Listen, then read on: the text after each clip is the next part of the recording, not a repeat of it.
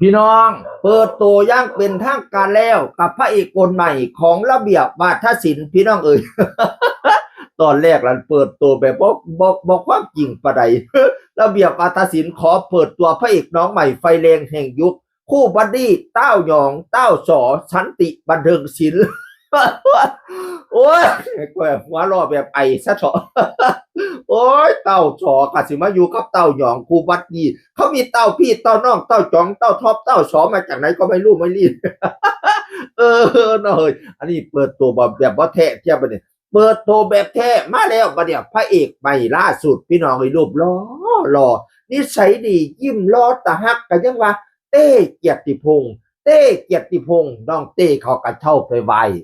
พ่อเอกแล้วก็เขียนว่าวันนี้เต้ตั้งใจมากราบไหว้พ่อเอกพ่อเปียแม่ติ๋มและผู้ใหญ่ทุกท่านครับถือโอกาสนี้ฝากเนื้อฝากตัวเป็นลูกเป็นหลานอีกคนไต่ใช้ค่าระเบียบวาทศิลป์ฝากทุกท่านยัดทิมยัดป่าเบิงแย่งเมตตาเอ็นดูเต้เกียรติพงษ์ไว้ในใจสักคนเด้อครับว่าสันว่าเต้เกียรติพงษ์ระเบียบวาทศิลป์พี่น้องเอ๋ย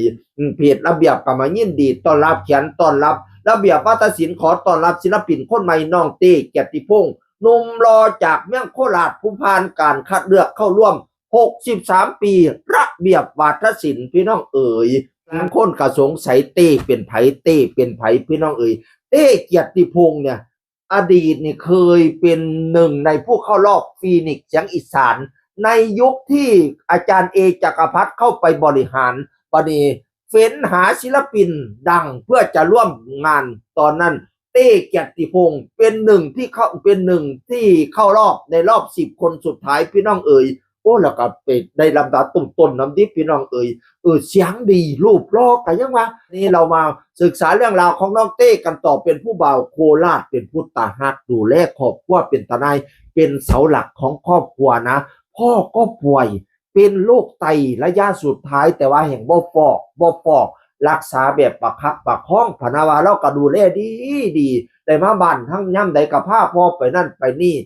แต่ส่วนใหญ่ก็ต้องเดินสายร้องเพลงเนาะน้ำเวทีนั่นเวทีนี่ไปกรุงเทพกรุงไทยหาเงินมาจุนเจือครอบครัวพี่น้องเอ๋ยบ้านกันหลังน้อยๆละกันบอกใครดีปันใดเทียพี่น้องแต่ว่าเราก็ต่อเติมช่วยเหลือต่อเติมแล้วมีความฝันอยากสร้างบ้านให้พ่อให้แม่หลังในความจริงก็เริ่มที่เห็นความฟังแล้วพนาวานะเพราะว่าก็ซอยพ่อซอยแม่ต่อเติมนั่นต่อเติมนี่ตามกำลังของเจ้าของขนาดต่อเติมแล้วก็โอ้ยังบ้านยังบ่ดีปานใดเท่าเด้อบ่ล่ะสู่ต่อไปเดี๋ยวมาอยู่ระเบียบวาทศิลป์นี่ล่ะให้หุงเรื่องเหลืองเหลี่ยมให้พ่อให้แม่ได้อยู่สบายฝนตกน้ำกัดท่วมพี่น้องเอ๋ยเพราะว่าเฮียนเราต่ำพนาวานั่นน่ะน้ำไหลเข้าได้ล่างเฮียนล่างซ่านผู้ใดพี่น้องมื้อนั้นเราก็ต้องมาขุดคลองระบายน้ำให้น้ำไหลไปทางอื่นบ่เข้าเฮียนเข้าซ่านถ้าขุดนี่คือจังลักษณะคนเฮ็ดงานเนี่ยบ่แม่นว่าเป็นคุณหนูคุณหนีนี่คือคนที่ทำงานจริงๆดูลักษณะขุดนี่จะเข้าใจเลยคนเนี่ยเกษตรกรคือจังข่อยเนี่ยพันบักโจกพันจอบฟังเสียมพันขาดพันไถมานี่สิเข้าใจเลยว่าคนเฮ็ดงานเขาสิจังมันแม่นหยักเด้ เนี่ยเราซอยเหลือครอบครัวมันดูแลเฮียนซ่านปัดกวาดนั่นปัดกวาดนี่ถึงขุดนั่นอะไรทำไมเราดูแลเบิดกลับมาเฮียนกลับมาซ่านน่ะกลับบ้านแทนที่สิได้พักผ่อนก็บ่ได้พักผ่อนเพราะว่าเป็นเสาหลักพ่อกับป่วยกับแม่กับน้องสาวอีกบัดนี้เนี่ยพี่น้องเอ๋ยต้องดูแลก็ยังว่าโอ้ยสุดยอดเด้อนี่นะแล้วเขาก็ถามว่าบ้านน้ำท่วมน่ะคือบ่สร้างใหม่คือบ่เฮ็ดใหม่อันสิคือบ่ปรับปรุงมันก็ปรับปรุงคือสิปรับปรุงยากอยู่เพราะว่าเฮียนมันต่ำพะนะว่าก็ปรับปรุงก็คือต้องรื้อใหม่สร้างเลยต้องได้ใช้เงินก่อนพอสมควรอยู่พะนะว่านั่นน่ะโอ้ยเบิ่งชีวิตเราเฮ็ดคลิปให้เบิ่งดีเป็นตาลิตุนเฮียนก็คับแคบแตบตันนี่พี่น้องเห็นบ่เนี่ยนั่งกินข้าวก็นั่งกินหม้องนี้ถัดไปนั่นคือหม้องนอนแล้วนี่น่ะพี่น้องเดิกมากก็ต้องมากางมุ้งนอนกินข้าวหม้องนี้แต่งผ้าเขามากินข้าวหม้องนี้แล้วก็เดิกมากกับกลางมุงนอนมองนั่นเบิ่งฝาเฮียนแน่น่ะพี่น้อง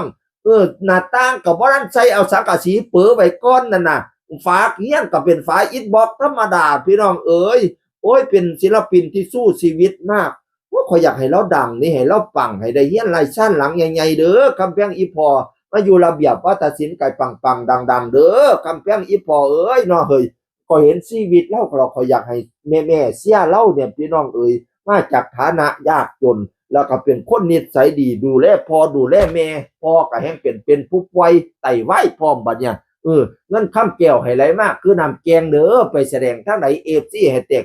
จนล้นอังสนามย่ำเจ้าขึ้นห้านให้โดดเด่นทั้งเวทีให้มีแต่คนหักคนส้มนิยมส้มเจ้าเงินค้ำให้ไหลเข่าล้นกระเป๋าแน่นอังให้ได้นั่งนักแป้งแรงเศร้าจนใหญ่ลึกมือหุงย่างเหลียงเหลี่ยมมันยืนเด้อคำแพงอีพอกับศิลปินคนใหม่เต้เกียรติพงษ์ระเบียบวาทศิลป์เสียงอื่นคนเก่าสู่ฟังสวัสดีครับสวัสดีครับ